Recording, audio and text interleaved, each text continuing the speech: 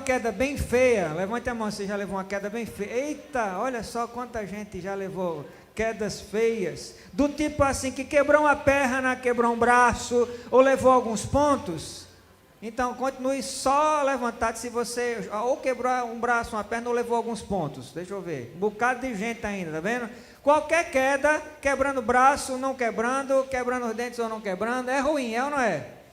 Qualquer queda é ruim. Quando uma queda não é fatal, ela machuca, ou ela é embaraçosa, ela é vergonhosa. Meu pai costuma dizer que as mulheres, em especial, olha só o que é que ele diz, tem tanta vergonha em cair, que um dia ele viu uma mulher tropeçar e cair bem na frente dele. Adivinha qual foi a reação dela? Antes dele estender a mão para ajudar a mulher, ela se levanta num segundo, gente. No segundo seguinte ela se levanta, e quando meu pai pergunta para ela: ei, você quer ajuda? Ela responde assim: não, obrigada, eu nem caí. Diga aí. Quando ele me contou isso, essa foi a minha reação também. Como assim? Ele viu ela cair na frente, mas ela tentou disfarçar ao ponto de mentir assim, descaradamente: eu nem caí, cara, você estava vendo coisa. Você viu coisa, eu não caí. Como quem quisesse convencer meu pai de que ele não viu nada. Isso foi tudo na imaginação dele, como a senhora Tweedy dizia para o senhor Tweedy de Fuga das Galinhas. Quem lembra desse desenho? Muito legal, se não assistiu, assista. Ela dizia assim para ele, ele via e ouvia as galinhas conversarem, elas conversavam mesmo. E quando ele tentava dizer para a esposa dele que as galinhas estavam conversando, ela ria, obviamente, né, e respondia para ele: it's all in your head. Está tudo na sua cabeça, cara, você está sonhando. A verdade é que muitas quedas que a gente leva são acidentes inevitáveis, é ou não é? Muitas. Trágicos, leves ou somente embaraçosos, como dessa mulher aqui. Já algumas quedas são previsíveis e elas devem ser e podem ser evitadas. É isso que a gente quer enfatizar nesta noite. Com certeza a pior das quedas que uma pessoa pode levar é a queda da fé. Quem concorda? Levanta a mão, quem concorda? É a pior queda de todas. Então repita comigo: Deus me livre. Quem é pentecostal falou assim: está repreendido, né?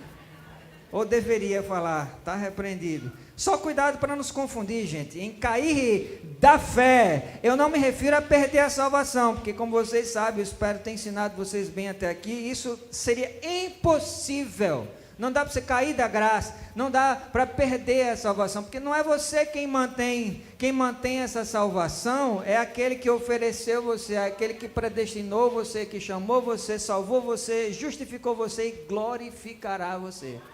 Ele disse que ele colocou na mão dele, ele quem sustenta. Então, quem vá tentar abrir a mão de Jesus, quem consegue? Você consegue? Um demônio do inferno consegue? Legiões do inferno conseguem? Satanás, o próprio Satanás consegue? Embora que ele tente, não consegue. Não dá. É Jesus quem sustenta a sua fé, meu irmão. Eu me refiro a desviar-se, por cair da fé, eu me refiro a desviar-se temporariamente do seu propósito com Deus, ou se afastar dos caminhos de Deus por uns tempos só. É isso que eu quero dizer com cair da fé. Quem está comigo diz amém. Nessa noite a gente vai inaugurar uma nova série de pregações, que a gente já acabou a série em Efésios. A gente vai inaugurar uma nova série de pregações que eu vou chamar de Homens e Mulheres da Bíblia. Como é que é o tema? Todo mundo acompanhando mesmo. E para inaugurar essa série a gente vai dar uma olhada em algumas cenas da vida de Pedro, especificamente alguns tropeços de Pedro, que ele acabou dando na caminhada dele com Jesus e de onde a gente pode retirar algumas grandes lições, tá? Na mensagem de hoje a gente vai analisar os degraus da queda de um homem. Eu acho que vai aparecer aqui no telão, pronto, já está aí, ó, os degraus da queda de um homem. Pode repetir comigo os degraus? Por que, pastor? Por que os degraus? Porque algumas quedas, elas vão acontecendo assim, por partes. A gente cai de um degrau para o outro, depois para o outro, tipo tum, pum. Quem é que já caiu da escada? Levanta a mão aí. Não esquece subindo aquela escadaria do seu prédio. É ruim, né? Eu lembro de uma queda que eu levei da escada, que foi em etapas assim. Tropeço de novo e finalmente caio de costas e foi ruim, porque... eu não sei se já aconteceu com você, porque eu caio, fico lá, estatalado, e eu fico estanque, eu não consegui me mexer, nem falar, e não saía nada. Quem já aconteceu, levanta essa mão, já aconteceu com você. É muito ruim, né? Eu querendo de socorro, ao meu pai ou quem quer que seja, e eu não conseguia falar. Algumas das nossas quedas são assim, em etapas, né? Então, abra sua Bíblia comigo, lá em Lucas 22, a gente vai ler os versos de 45 a 57. Lucas 22, do verso 45 ao 57. Eu vou ler a partir da versão ARA, mas se você tem outra versão, não tem problema, acompanhe da sua versão mesmo.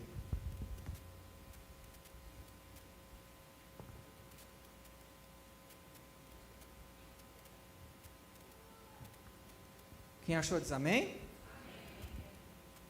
Redobre sua atenção para ouvir o que diz a santa e santificadora palavra de Deus. Levantando-se da oração, foi ter com os discípulos. Quem é que se levantou aí? Quem sabe? Isso mesmo, Jesus. E quem falou Deus acertou, porque Ele é Deus. E os achou dormindo de tristeza. E disse-lhes: por que estáis dormindo? Levantai-vos e orai, para que não entreis em tentação. Falava ele ainda, quando chegou uma multidão, e um dos 12, o chamado Judas, que vinha à frente deles, aproximou-se de Jesus para o beijar. Jesus, porém, lhe disse: Judas, com um beijo traz o Filho do Homem. Os que estavam ao redor dele, vendo o que ia suceder, perguntaram: Senhor, feriremos a espada? Um deles feriu o servo do sumo sacerdote e cortou-lhe a orelha direita. Mas Jesus acudiu, dizendo: deixai, basta. E tocando-lhe a orelha, o curou. Então, dirigindo-se Jesus aos principais sacerdotes, capitães do templo e anciãos que vieram prendê-lo, disse: saístes com espadas e porretes, como para deter um salteador? Diariamente estando eu convosco no templo, não pusestes as mãos sobre mim. Essa, porém, é a vossa hora e o poder das trevas. Então, prendendo, o levaram e o introduziram na casa do sumo sacerdote. Pedro seguia de longe. E quando acenderam fogo no meio do pátio e juntos se assentaram, Pedro tomou lugar entre eles. Entre mentes, uma criada, vendo-o assentado perto do fogo, fitando-o, disse: esse também estava com ele. Mas Pedro negava, dizendo: mulher, não conheço, eu não conheço. O primeiro degrau em que um homem resvala o pé, e vocês estão curiosos para ouvir, vamos ver que degrau é esse. É o primeiro degrau, vai aparecer aqui no telão, observe comigo. É o excesso de confiança em si mesmo. Vamos repetir: excesso de confiança em si mesmo. Mas pense em você, não pense em Pedro agora não, então repita comigo novamente, batendo assim no peito: excesso de confiança em si mesmo. Quem não e quem nunca? Vai dizer que nunca aconteceu com você, só aconteceu com o pobre do Pedro. Ao fim de uma longa reunião no cenáculo em Jerusalém, numa noite de quinta para sexta-feira, depois de cantarem um hino abençoado e emocionante, Jesus vai com os discípulos para um lugar chamado... Alguém falou aí, Getsemane, muito bem, que fica a leste de Jerusalém, no Monte das Oliveiras. Quando chega ali, Jesus fala para os discípulos: sentem-se aqui enquanto eu vou ali orar. Mas ele acaba não indo. Jesus leva com eles os 3 discípulos, não só indo, né? Jesus foi, mas não acaba somente indo. Ele leva com ele os 3 discípulos mais íntimos. Quem lembra? Pedro, Tiago e João, exatamente. O versículo 33, do mesmo capítulo, narra que horas antes de subir o monte, Jesus alerta Pedro, dizendo assim: Pedro, Satanás está coçando os dedos para te peneirar como trigo. E Pedro responde: Senhor, eu estou pronto. Que ele venha, deixa ele vir, eu estou nem aí. Eu estou pronto para me jogar contigo num calabouço e nos braços da própria morte. Não foi assim que ele falou? Foi isso, meu amado. Na hora que Pedro diz assim: eu estou pronto, ele fala: eu estou pronto, metaforicamente, e imediatamente ele revala o pé 2 vezes, ele desequilibra para trás em direção à queda dele. Acontece que Pedro, ele subestimou a perspicácia milenar de Satanás, e ele superestimou a si mesmo, ele fez isso, essas duas coisas, subestimou Satanás e superestimou a si mesmo, ele colocou uma confiança exagerada no próprio eu diria que é o que essa geração vem fazendo desenfreadamente. Eu posso tudo, eu consigo o que eu quiser, qualquer coisa. Você já deve ter percebido que a gente vive hoje o apogeu da psicologia da autoajuda, não é não?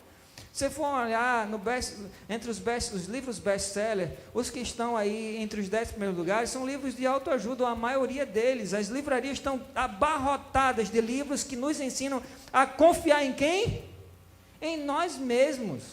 Em nós mesmos. São livros com supostas fórmulas mágicas e prontas, escritos pelos chamados influencers, é um nome que você tem escutado para valer esses dias, nos últimos anos, e os coaches de plantão, que usam as mídias sociais para arrebatar multidões de pessoas com falsas propagandas, tipo como, vou dizer, olha aí, descubra o segredo da atração, ou alguma coisa parecida, ou fique rico sem nenhum esforço, já viu algum tipo de título assim? Ou casamento à prova de tudo, ou então torne-se a sua melhor versão, não é assim?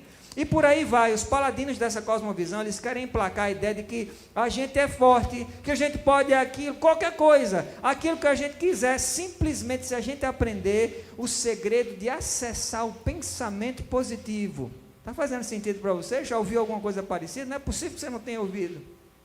Alguns gurus místicos chamam isso de o poder da atração. Quem já ouviu essa expressão? Olha aí quanta gente, o poder da atração. Tem até um livro que foi lançado, um best-seller sobre isso, O Segredo. Já ouviu falar? O Segredo. Filme, livro. Ou seja, se você quiser atrair R$1 milhão, o que é que você tem que fazer?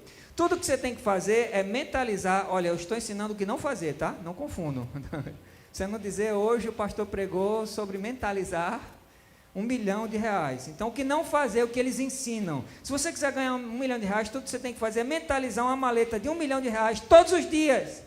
E assim você vai atraindo a maleta pouco a pouco, até o dia que ela finalmente chega nas suas mãos, ou até um dia em que você atraia o favor, não é de Deus não, ele chama de universo. Já escutou assim? O universo vai dar para você tudo o que você quiser, se você souber canalizar o pensamento, mentalizar, fazer uma força específica aí, que eles treinam você a fazer, você consegue atrair o favor do universo com o poder da sua mente, como se você fosse uma espécie de fênix dos X-Men, mais ou menos isso. Já pensou?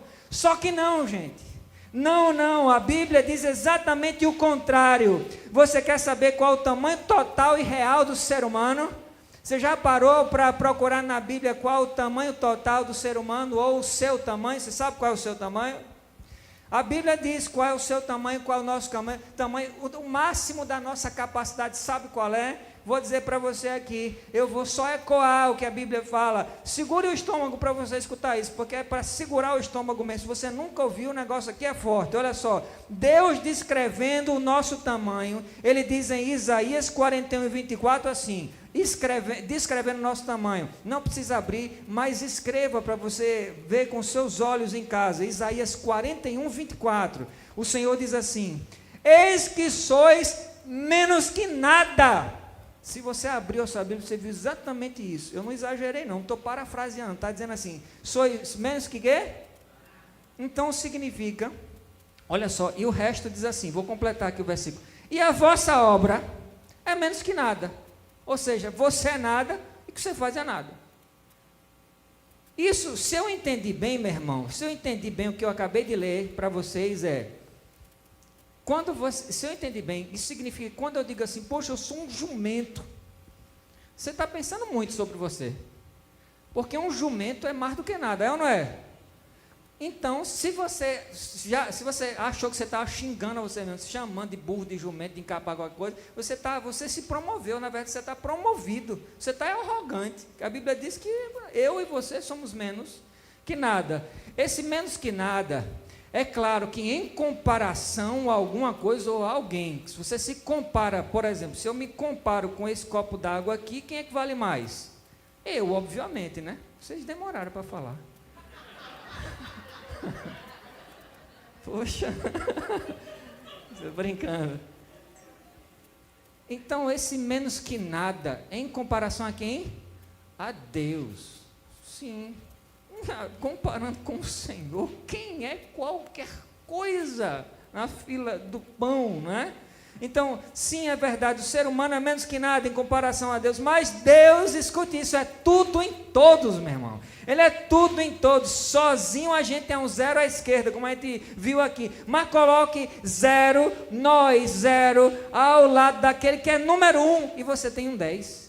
Você tem um 10. Isso porque o nosso valor está em quem? Deus. Você é zero, você é menos que nada, tá? Mas se junte ao lado do number 1, se junte ao lado de Deus, se junte ao lado dele, aí você ganha todo o valor diferenciado que você não tinha até então. Nós, ao lado de Deus, encontramos o nosso valor. A gente só é forte e completo ao lado de Deus, meu amado. E o resto é conversa de quem? Escuta aí, quer seu dinheiro, quer seu voto e quer suas curtidas. É uma dessas coisas.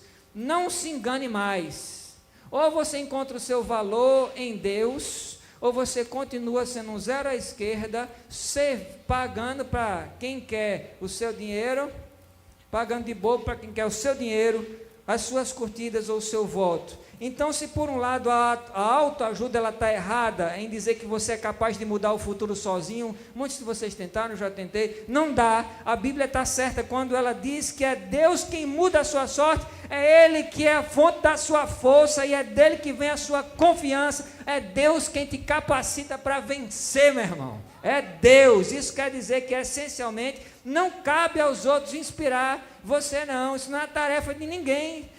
Dos escritores de autoajuda, dos influencers da sua família, do seu esposo, não é tarefa de ninguém inspirar você. Não fique esperando, se as pessoas não encorajamento, elas não existem para isso, não.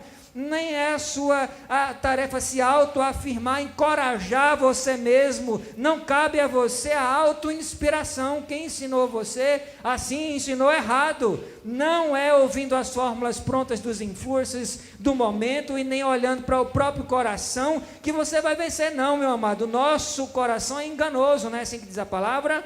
Ora ele diz assim, ora ele diz que você é o máximo, e você se acha o máximo. No dia seguinte, às vezes no minuto seguinte, na hora seguinte, você começa a se achar um zero à esquerda. Ora você é o melhor do mundo, outra hora você não vale de nada, você não merece viver. Já aconteceu com você?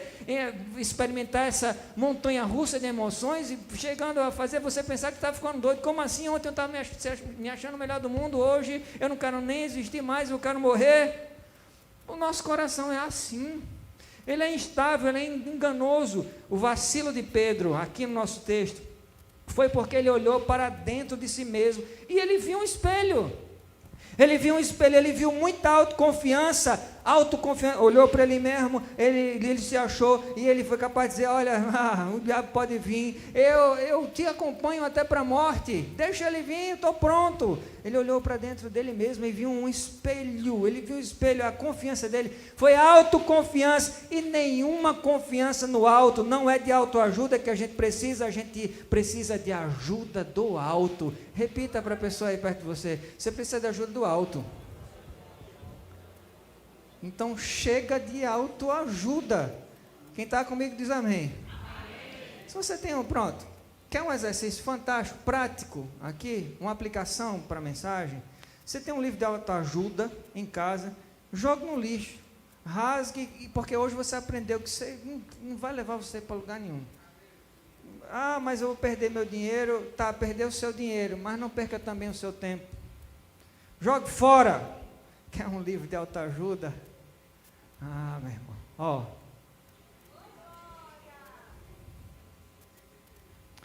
Aqui, você tem ajuda do alto. É diferente, é bem diferente. No Salmo 121, quando o salmista precisa de socorro, ele não olha para dentro do coração. Você lembra do Salmo 121? Alguns de vocês lembram. Ele diz assim, ó, olha só que diferença. Ele diz, eleva os meus olhos para os montes. Eu não olho para dentro de mim, eu não olho para o lado. Quem é que pode me ajudar? Quem é que já ficou numa situação que não pode ser ajudado por ninguém da terra? Quem já ficou assim? Nessas horas se faz o que? A nossa tendência é olhar para baixo, é olhar para o coração. ou então olhar para os lados, tentar buscar socorro em qualquer lugar horizontal, mas essa não é a posição, não é para baixo, não é no horizonte, não é na criação, não é na criatura. Por isso que o salmista diz: eu elevo meus olhos para os montes, de onde virá o meu socorro? Ele mesmo responde: meu socorro vem do Senhor, o Deus do céu e da terra. É de onde vem o meu socorro. De onde vem o seu socorro? Você percebe agora para onde você precisa olhar nas horas de desafio, meu amado? Não é para os lados, nem é para baixo, nem para dentro do seu coração que você precisa olhar. Antes de começar o culto, uma irmã chegou para mim ali na porta e disse: pastor, estou me sentindo ansioso, vou para casa, vou assistir o culto não. Eu disse: minha irmã, não coma essa pala do Satanás, não. Só está passando mal, está sentindo dor no estômago, a pressão subiu, alguma coisa fisiológica. Eu disse: não, é só ansiedade. E como assim? A senhora está na casa do socorro para a alma. Não coma essa conversa do Satanás, não. Eu vou orar pela senhora agora mesmo. Então a gente orou, ela está aqui. E com certeza ela está escutando. A palavra é para ela. Como é para vocês também. Imagina se ela estivesse em casa. E eu estava falando profeticamente: vá para casa, sabe o que vai acontecer? A senhora vai ficar cabisbaixa e vai dizer: puxa vida, como a vida está horrível, como as coisas estão difíceis. A senhora vai começar a chorar e daqui a pouco vai ficar na posição fetal e não vai querer sair da cama e vai tomar uns comprimidos. O remédio para a alma está aqui, meu irmão. A casa de Deus, a casa do socorro. Socorro bem presente na hora da tribulação. Para onde você olha quando o seu coração está aflito? Pare de olhar para dentro de você. Você precisa olhar para o alto, olhar para Deus. O Altíssimo é a fonte da sua confiança, meu amado. Então, meu amado, deixe que o mundo siga com autoconfiança. Está todo mundo comprando. Olhe, a próxima, então, para dar mais um exercício para você fazer. Chega em casa, vá no Google, veja a lista dos best-sellers. É todo mundo comprando. E essas pessoas estão melhores, gente? A maioria das pessoas do mundo estão melhores, que é muito livro de autoajuda. Mas está resolvendo? Não está funcionando para ninguém. Então deixa o mundo seguir na autoconfiança deles, mas você tem confiança do alto. Ah, se Pedro tivesse dito a Jesus como Davi disse a Deus. Davi disse assim, ó: ainda que eu ande pelo vale da sombra da morte, eu não temerei mal algum, porque tu estás comigo, o teu bordão e o teu cajado me consolam. A vara e o bastão de um pastor de ovelhas são vistos como instrumentos de proteção. Talvez você não saiba isso até hoje. E de direção para a ovelha. Proteção e direção. Talvez você leu isso aqui, a vara. Então acho que Deus quer me dar umas cacetadas, quer me dar umas paus. Não, é instrumento de proteção e direção. Repita comigo: proteção e direção. Mesmo quando ele dá um toquezinho em você, aquele toquezinho que dói mais, é porque o pai corrige ao filho o quê? Ama! Se você está sendo corrigido por Deus, Ele lhe ama, meu irmão.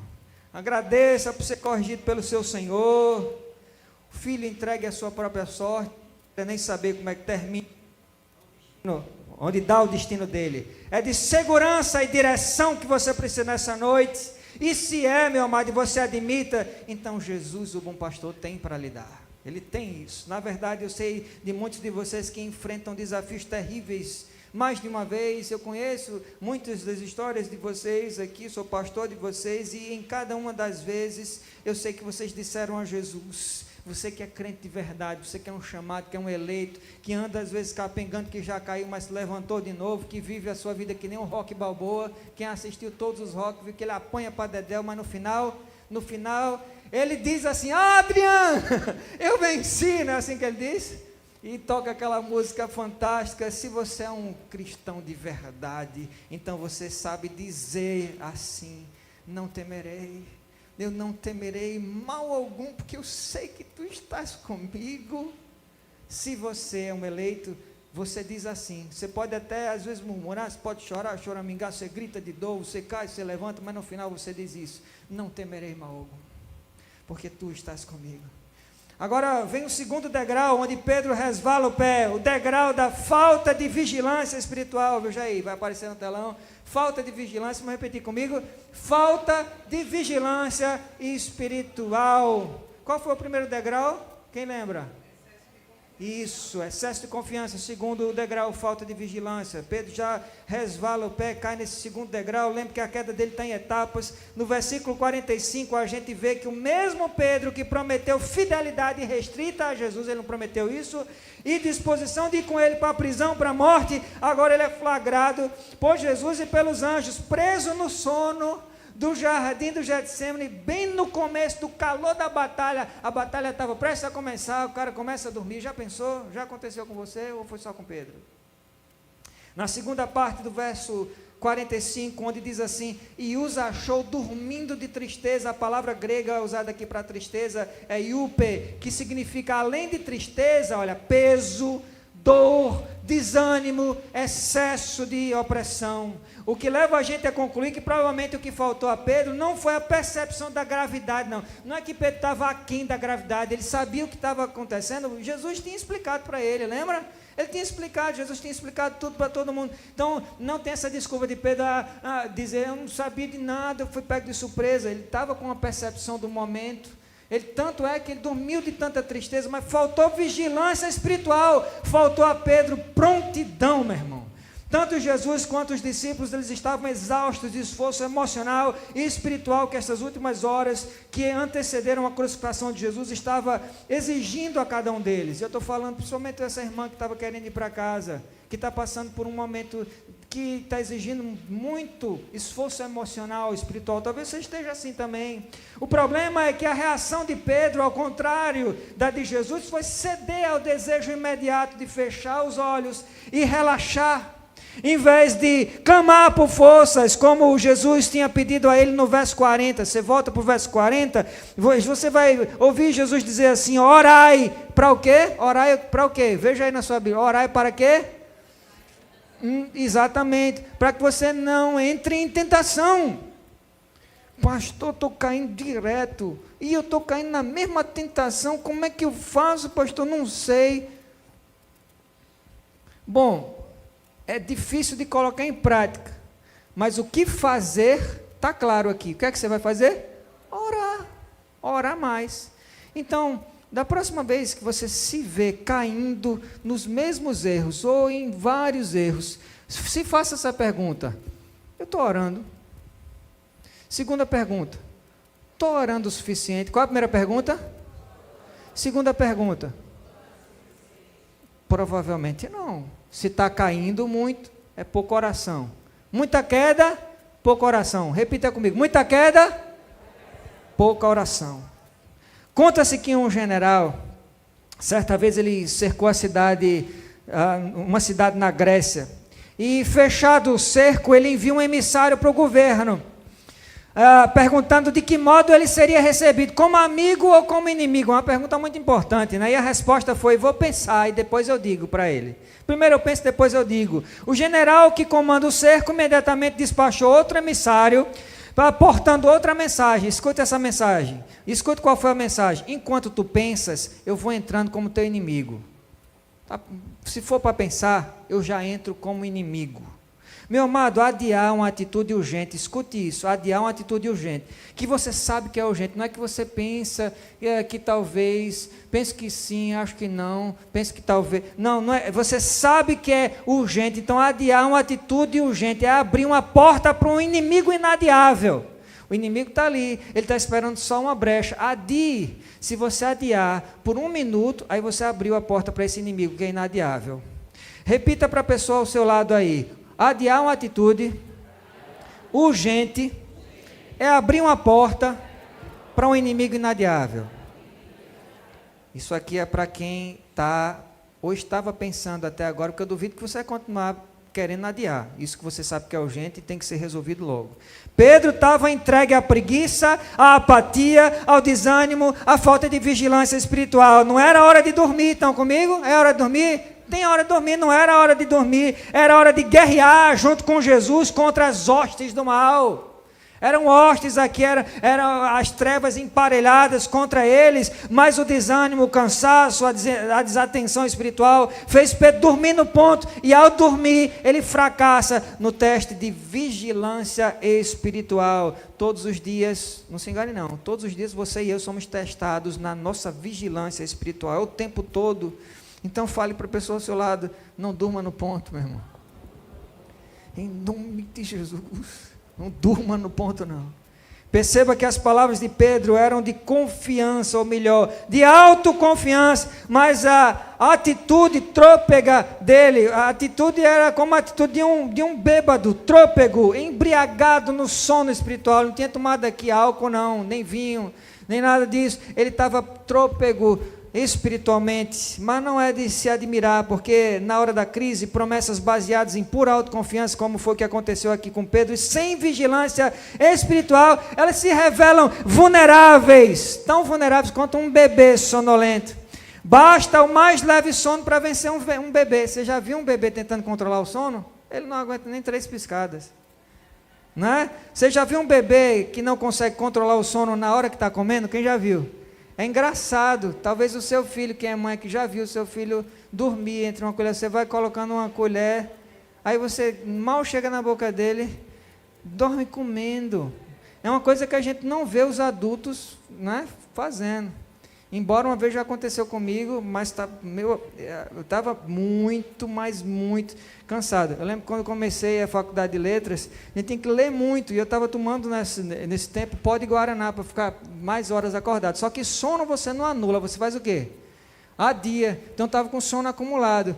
Certo dia, voltando da faculdade, eu me sento na frente da televisão, como se eu estivesse sentado aqui, nesse sofá, nessa cadeira de sofá, e meu irmão aqui à direita, eu boto uma bandeja no meu colo, começo a assistir algum programa que a gente estava vendo lá, e meu irmão sentado aqui à direita, e eu coloco uma colher, outra na boca, daqui a pouco minha cabeça vai começando a cair, e de repente meu irmão escuta um barulho alto, coisas caem, tudo cai no chão, bum, a bandeja cai no chão e quase que eu caio junto, eu desmaiei.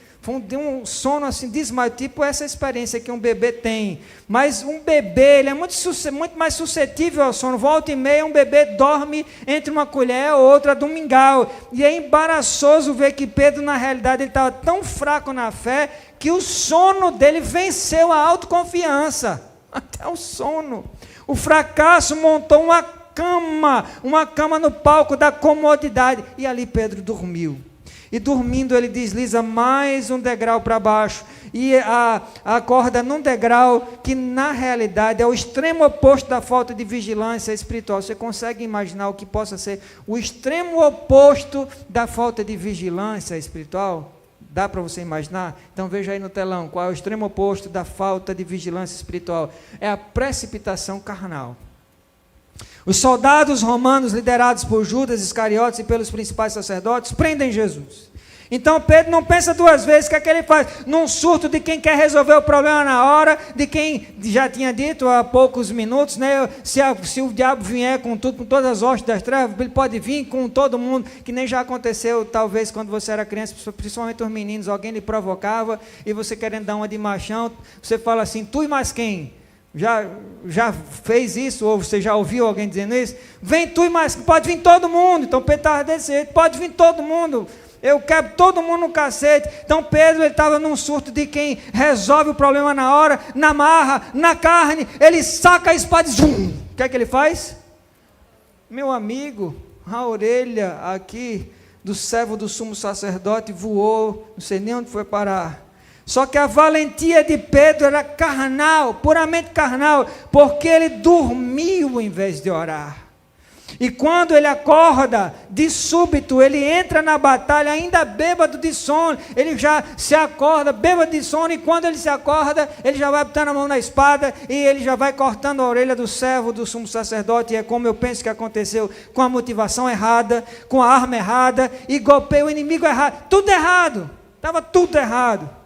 Nossos inimigos não são as pessoas, não são.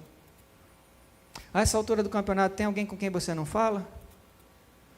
Tem alguém com quem você resolveu não falar, nem que essa pessoa se pinte de ouro? Nem que ela esteja disposta a comprar de volta a sua amizade? Você está mais torcendo que ela morra de um ataque fulminante dormindo, ou que se muda do planeta, ou que Deus se vingue por você, porque você, afinal de contas, não tem essa concessão do Senhor para se vingar. Saiba que seu inimigo não é as pessoas mesmo. Na carta de Paulo aos Efésios, capítulo 6, verso 12, o apóstolo nos ajuda a regular a nossa mira para alguns graus acima do ombro das pessoas. Vou explicar já já porque alguns graus acima do ombro. Alguns graus acima do ombro. Fique com isso na cabeça, tá? E assim você vai atingir o inimigo certo. Diz lá em Efésios 6, capítulo 12, assim, ó: porque nós não temos que lutar contra carne nem sangue, mas sim contra os principados, contra as potestades, contra os príncipes das trevas deste século, contra as hostes espirituais da maldade nos lugares celestiais. As pessoas são as vítimas sob a influência dos nossos verdadeiros inimigos. Quais são os nossos verdadeiros inimigos? Quem diz? Demônios. Tudo isso foi para dizer que os inimigos da gente são demônios. Todos esses nomes aqui, ó, principados, potestades, príncipes da treva, é tudo sinônimo para demônio, tá? Os seres que incitam as pessoas contra nós, faz todo sentido quando na linguagem da feitiçaria, talvez você já escutou isso, dizem que as pessoas que estão sob a influência de demônios são chamadas de cavalos. Talvez você já escutou isso. Isso porque elas estão, ainda que não percebam, elas estão montadas por demônios. São cavalos de Satanás, sob a influência de Satanás. Entende agora porque a nossa mira deve ser mais acima do ombro? Não atire no cavalo, atire no demônio que monta o cavalo. Repita comigo: atire no demônio que monta o cavalo. E como é que eu faço isso, pastor? Quem sabe seja chegando em casa, pegando o telefone ou passando um zap para essa pessoa que você resolveu nunca mais falar. Especialmente pessoas da sua família, irmãos na fé, que você sabe, com quem você sabe que precisa se retratar. Talvez Deus já está colocando um nome aí na sua cabeça. Agora cabe uma pergunta, né? E aí, pastor, como mais eu posso dar esse tiro aí? O que é que eu posso fazer para vencer na prática esses seres espirituais? Como acontece isso? Bom, isso só é possível se a gente lutar não com armas carnais, mas com armas espirituais. Repare que Pedro, ele desembanhou a espada, mas era a espada errada que ele tinha em mãos. Alguém já está seguindo o meu raciocínio e já sabe onde eu quero chegar. Pedro tinha a espada errada, a valentia era carnal, os golpes desferidos atabalhoadamente pela precipitação, eles não vencem em batalhas espirituais. Pelo contrário, Jesus repreende Pedro pelo golpe impensado e diz assim, escute isso: aqueles que ferirem com a espada morrerão pela espada. Em outras palavras, Jesus estava dizendo assim: aquele que lutar com a espada da agressão física, escute isso, a espada da agressão verbal, vai ser destruído com o que fere. Você tem lutado com agressões verbais? Então, se prepare. Você está potencialmente convidando destruição para você mesmo de forma verbal. Lutas espirituais são vencidas com a espada do Espírito, meu irmão.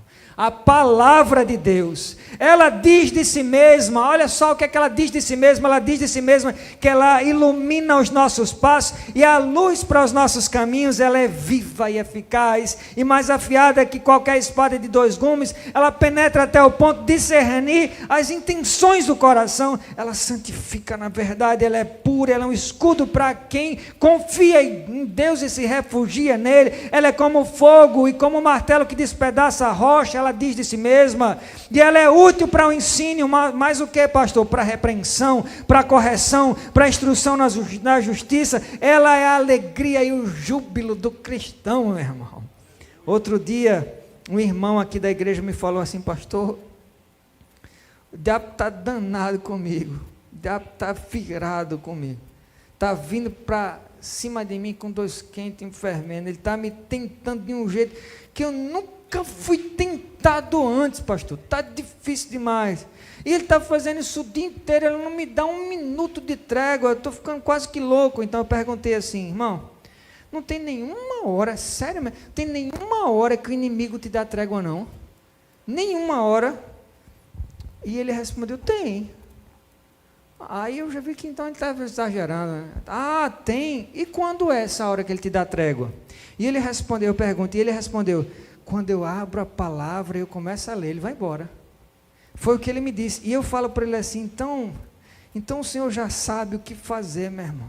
Mantenha a palavra aberta e o seu coração aberto para a palavra.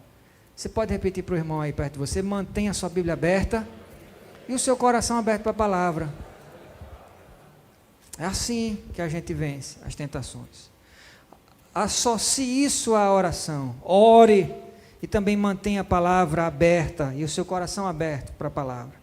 Meu amado, a gente precisa entrar nessa guerra com os olhos no céu, os joelhos no chão e a Bíblia na mão. Essa é a combinação certa. O sonho de Deus é que a palavra dele fique tanto tempo aberta nas mãos e nos corações das pessoas, quanto ela fica aberta nas prateleiras das casas. Volta e meia eu vou numa casa e eu vejo uma Bíblia aberta na prateleira. A última casa em que eu fui, eu não usei minha Bíblia. Eu pedi a Bíblia que estava aberta na prateleira para usá-la. Não sei qual foi a última vez que ela foi aberta na página que deveria ser, ou nas páginas seguintes, mas usei um pouco. O sonho de Deus é que essa Bíblia, que talvez esteja ou fechada numa certa gaveta, ou em cima da cabeceira da sua cama, ou esquecida, aberta em algum lugar, esteja aberta no seu coração. Aqui vai a pergunta que não quer calar: que posição a sua Bíblia ocupa na sua casa? Melhor dizendo, por quanto tempo ela permanece na posição que você a elevou ou que você a rebaixou? Alguns estão entendendo. A posição que você der à palavra de Deus na sua vida vai decidir a sua queda ou a sua vitória. Eu vou repetir. A posição que você der à palavra de Deus na sua vida vai decidir a sua vitória ou a sua queda. É com você. Se você achou que Pedro já despencou de todos os degraus, você se enganou. Tem mais coisa ainda para cair, tem mais degrau para cair. Pedro despenca no último aqui degrau, nosso último ponto também, dessa vez rumo à queda fatídica dele. O degrau da, olha aí, associação com Jesus somente de longe. E esse é bronca pesada mesmo. Esse é um degrau terrível de se cair. Vamos repetir comigo? Associação com Jesus somente de longe. No versículo 54, a gente vê Jesus amarrado, sendo levado para a casa de Caifás, o sumo sacerdote. Daí Jesus vai ser julgado por crimes que ele não cometeu. A segunda parte do verso revela a inconsistência capengante da coragem de Pedro. Veja o que ele diz: Pedro seguia de longe. Pedro seguia de longe, se esgueirando nas sombras, gente, da noite, por trás de cada muro, cada esquina, seguindo Jesus, mas sempre de longe. Eu quero enfatizar isso. Parece que a roupa da coragem de Pedro caiu, estava vestido com aquela couraça da coragem, caiu essa roupa e expôs toda a nudez, toda a covardia, a nudez da covardia. E agora, onde está a promessa de ir com Jesus, lado a lado, caminhando com Jesus para onde quer que fosse, para a prisão, para a morte? Cadê essa promessa? Onde é que está a fidelidade incondicional de Pedro? Tinha acabado de derreter, como se fosse um castelo de chocolate exposto ao sol, e o compromisso dele começou a descer pelo ralo. Essa é a verdade. O mais intrigante de tudo é que se Pedro se esgueirava pelos muros, acompanhando Jesus de longe, isso significa que ele não queria perder Jesus de vista. Já aconteceu com você? Eu sou de Jesus, mas do meu jeito, de longe, dando um time. Como é que é isso na prática? É você dar um time, dar um tempo na leitura da Bíblia, na meditação da palavra, dar um tempo na oração, dar um tempo na frequência dos cultos, dar um tempo na comunhão com os irmãos, dar um tempo no evangelismo. Você seguir Jesus de longe. Redobre sua atenção para você ouvir isso agora. Tem muitos cristãos seguindo Jesus de longe nos nossos dias. Sabe qual é a segunda denominação que mais cresce no Brasil, você sabe? É a Assembleia de Deus? Não. É a Congregacional? Não. É a Universal? Não. São as neopentecostais? Não. É a Presbiteriana? Não. É a Batista? Não, não é. Vou dizer para você, a segunda denominação que mais cresce no Brasil e no mundo, vou corrigir, no mundo, são os desigrejados. Eu sou igreja.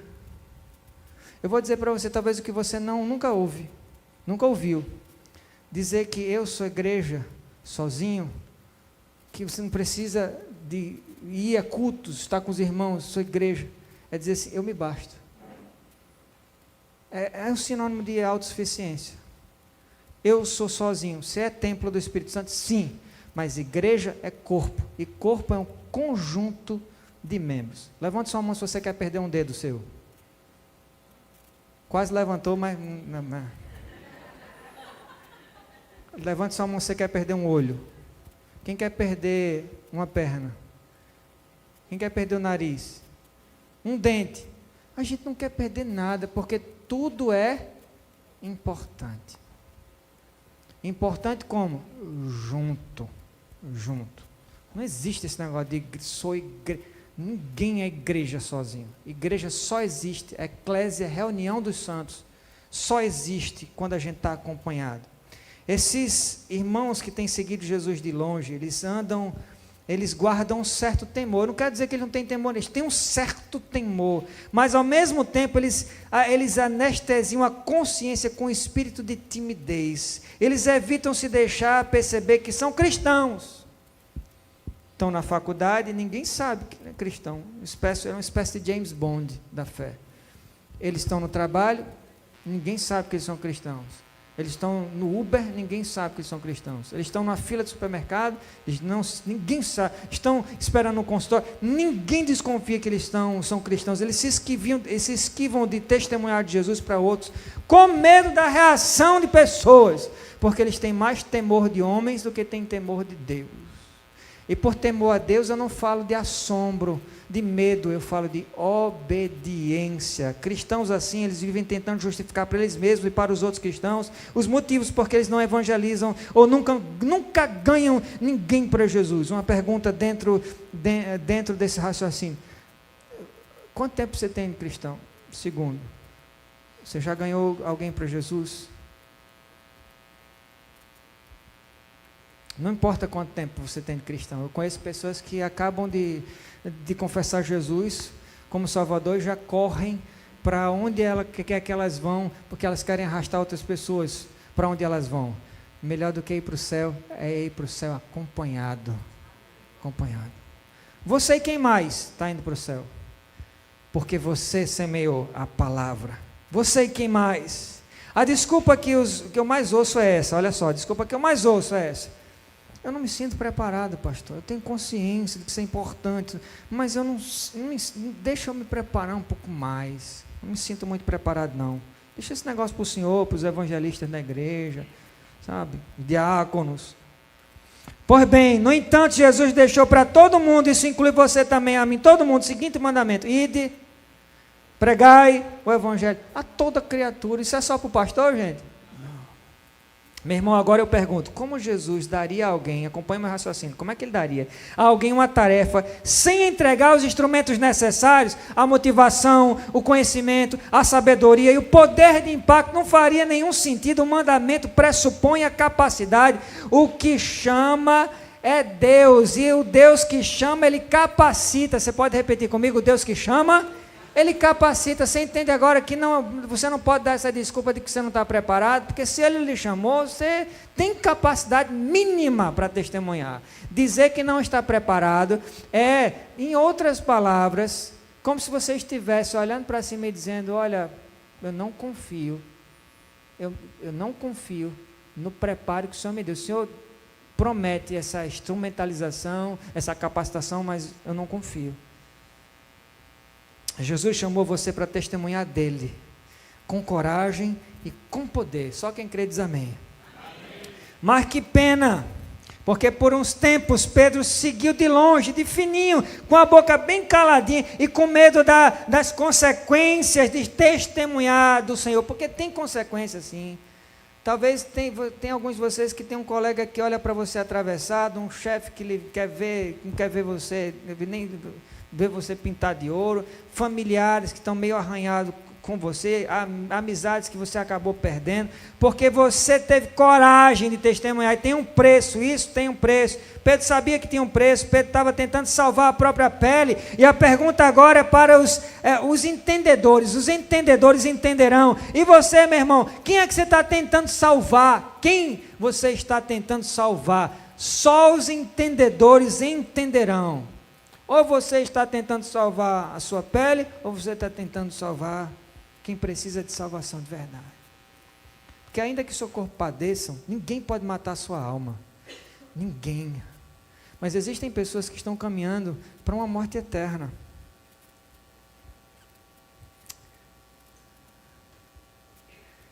Talvez você que gosta de história já tenha ouvido falar do temido vulcão Vesúvio.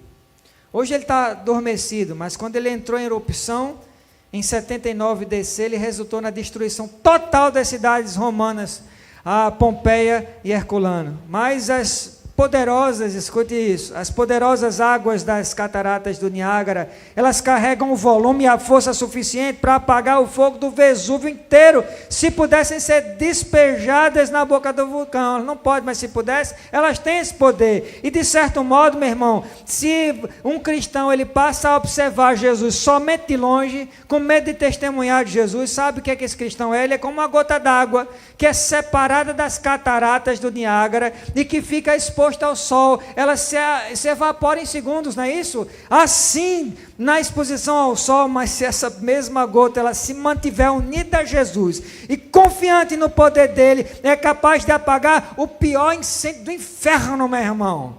Eu quero profetizar na sua vida nesta noite, eu quero declarar assim, que Jesus vai usar você para apagar muitos incêndios do inimigo. É assim que eu quero crer. Vidas vão ser resgatadas das chamas eternas através das águas vivas de Jesus em você, meu irmão. O diabo tem chamas vivas, ele tem, e são muitas chamas, e são altas, e são terríveis, e tem queimado muita gente, mas Jesus tem água viva, para apagar essa chama toda, e nesta noite, esse mesmo Jesus diz assim, se você crê em mim, se você crê em mim, do seu interior, fluirão rios de água viva. A pergunta é, você crê? Você crê em Jesus? Eu digo mais, eu creio que há alguns entre nós aqui, entre nós que já podem sentir as águas se movendo no seu coração. Eu quero crer assim, que tem pessoas que estão sentindo agora mesmo esse mover, pessoas que estão decididas dentro do coração, dizendo assim, nunca mais que eu me calo, nunca mais que eu vou ter medo de homem nenhum. A partir de hoje está aqui quem fala de Jesus à torta e à direita, e eu quero lá saber de mim, liberta-me de mim, Senhor. Eu quero crer que há pessoas que estão tomando essa decisão agora mesmo. Meu amado, você quer ser usado por Jesus de forma intensa e poderosa para a salvação dos que se perdem? Você quer? Quem quer diz, eu quero. Então esteja atento a duas coisas. Primeiro, Jesus vai derramar a água dele no seu coração. Ele vai derramar no botijão do seu coração, mas na exata proporção da sua sede. Deus vai derramar, eu vou repetir, isso é muito importante, ele vai derramar a água dele na proporção da sua sede. Pergunta, qual o tamanho da sua sede? Se a sua sede é de um copo d'água, pronto, é tudo que Deus vai derramar no seu coração. Se a sua sede é de um botijão, é um botijão. Se a sua sede é de rios de água viva, então se prepare, que é muita água que tem para descer através de você. Aqui cabe essa pergunta, fica essa pergunta, e que você leve para casa. Fruto do cristão. Segundo, esteja preparado para perseguições, sem se esgueirar por trás dos muros, sem se esconder, sem máscaras. Repare o que diz a segunda parte do versículo 55, Pedro tomou o lugar entre eles, segunda parte do verso. Veja o que está acontecendo aqui. Pedro está na casa do sumo sacerdote, se senta perto da lareira, junto com os inimigos de Jesus, e ironicamente, Pedro coloca uma máscara, e ele se torna um discípulo disfarçado. Vê se pode, negócio disfarçado no território do inimigo, gente. A mistura de Pedro com o mundo custou caro para ele. Tem assim de cristãos se misturando com o mundo, e custou caro para Pedro fazer isso, pois foi nesse terreno que ele escorregou, nesse terreno escorregadio por excelência, a máscara dele caiu e foi arrancada. Ela não caiu somente assim porque Pedro resvalou, ela caiu porque ela foi arrancada, e a queda dele junto com a máscara dele sendo arrancada foi muito vergonhoso. Enquanto Pedro ainda estava sentado, disfarçado de James Bond de Jesus, uma criada que observava as pessoas dentro da casa, pôs os olhos em Pedro e dedura o agente secreto. E veja como ela faz isso. Ela diz assim, pessoal, parem tudo, para o som, para a festa, você ali que também não está prestando muita atenção, vocês estão conversando, para aí a conversa, para tudo, eu tenho uma notícia bombástica para vocês, escutem isso, pessoal. Este James Bond do Paraguai, ele pensa que consegue enganar alguém. Ele estava com Jesus, ele não quer admitir, mas ele acha que engana quem? A máscara caiu, perdeu. A verdade é que Pedro conseguiu salvar a pele, sim ou não? Mas não a honra. O que é que você quer salvar? Quem você quer salvar? O que você quer salvar? Pedro salvou a pele, mas não a honra. No verso 57, Pedro responde à acusação da mulher, dizendo assim: mulher, veja aí na sua Bíblia, mulher, eu não o conheço. É verdade isso aí, não? É verdade isso? Ele não conhecia Jesus? Eu não o conheço, ele disse. O verbo grego que Pedro usou nesta fala foi eidou, que quando é usada, olha só, redobre sua atenção agora para escutar isso, quando é usada em referência a Deus, o verbo é traduzido como reconhecer e adorar. O que, gente? Reconhecer e adorar. Não é só como quem reconhece assim, eu sei, essa fisionomia é familiar, eu já vi essa pessoa. Reconhecer e adorar. Então a resposta de Pedro dentro do coração dele para aquela mulher foi: eu não reconheço e eu não adoro. Foi o que ele disse, querendo livrar geral a pele mesmo, querendo ter certeza que nada de mal iria acontecer com o corpo dele. Pedro não parecia entender uma verdade antiga seguida de uma equação interessante. Que verdade é essa, pastor? Então escute isso. Primeiro, Jesus tem arautos, ele não tem espiões. Nenhum. Arautos, não espiões. Ele não tem. Um arauto se orgulha de mostrar a cara e de representar fielmente quem o enviou. Se você se orgulha de quem você serve, você chega lá com a cara limpa e diz: eu sou de Jesus. Eu não estou nem aí para o que acontecer comigo. Meu orgulho é viver para Cristo. Paulo disse: para mim, o viver e o morrer, lucro. É lucro. Segundo, quanto mais você for perseguido por testemunhar de Jesus, mais você será recompensado. Repita aí para a pessoa do seu lado. Quanto mais perseguido, mais recompensado. Significa que você deve correr atrás do martírio, não, da perseguição pela recompensa, porque ainda você vai ser um interesseiro, não é isso. Mas a lógica é essa. Se a sua consequência, se você for, a consequência de evangelizar for perseguição, você também vai ser recompensado por isso. Ouça a promessa de Jesus para você a esse respeito. Ele diz assim, em Mateus 5, 11 e 12, ele diz: bem-aventurados sois quando vos insultarem, perseguirem e mentindo disserem todo mal contra vós por minha causa. Exultai, alegrai-vos sobremaneira, porque é esplêndida a vossa recompensa nos céus. Amados, a queda de Pedro não aconteceu de vez, não foi em um único degrau, e ele poderia ter interrompido toda essa escalada de fracasso, e ele só se apercebeu quando estava com a alma coberta já de vergonha, e os olhos cheios de lágrimas. E quando é que você vai perceber? Você vai esperar cair todos os degraus? Ou você vai sair daqui já percebido, ou você vai prevenir a sua queda? A escolha é sua, mas graças sejam dadas a Deus, nosso Deus e Pai, que ele levantou o próprio Filho dele numa cruz, você sabe disso, para que Pedro não precisasse ficar caído para sempre. O Jesus que Pedro negou quantas vezes? 3 vezes, morreu de braços abertos para ele, meu irmão. O pecado de Pedro foi vergonhoso, a queda foi grande, a gente não quer negar, não podemos negar, mas a palavra diz que onde abundou o pecado, superabundou a graça. Pedro errou, feio para dedéu, mas no fim ele se arrependeu. Ele se arrependeu do que fez, e a graça de Deus estendeu a mão a Pedro, levantou Pedro, limpou as feridas de Pedro e firmou os passos dele até o fim. Meu amado, nenhuma queda, por maior que seja, maior que a graça de Jesus na cruz. Eu caí, pastor. O senhor não sabe da missão texto, não conhece a minha história de perto, só eu é quem sei das minhas quedas. Muitas foram feitas. Ou então, pastor, eu me sinto meio caído. Ou então, pastor, eu estou aqui e estou arrebentado. Não importa o tamanho da queda, nunca é maior do que a graça de Deus sobre a sua vida. Talvez você veio precisando escutar isso. Pecou feio hoje, essa semana, está precisando estar com algumas pendências com Deus, então escute isso. Seu pecado não é maior do que a graça dele sobre a sua vida. A grande verdade é que você e eu não somos melhores do que Pedro, amém? Nós não somos melhores do que Pedro. A gente está sujeito aos mesmos fracassos, às mesmas quedas, e sucessões de quedas, quedas feias até.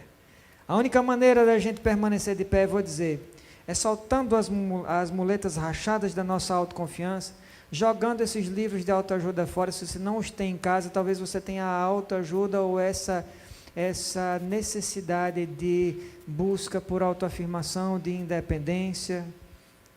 Jogue fora essas muletas da autoconfiança, mantenha a sua vigilância espiritual, sem precipitações carnais, e ande sempre perto do Salvador, desde agora e para sempre, meu irmão.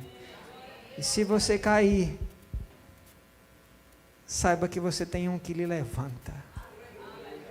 Ele é especialista em levantar caídos, ele faz isso todos os dias, ele tem feito isso por 2000 anos, levantando caídos.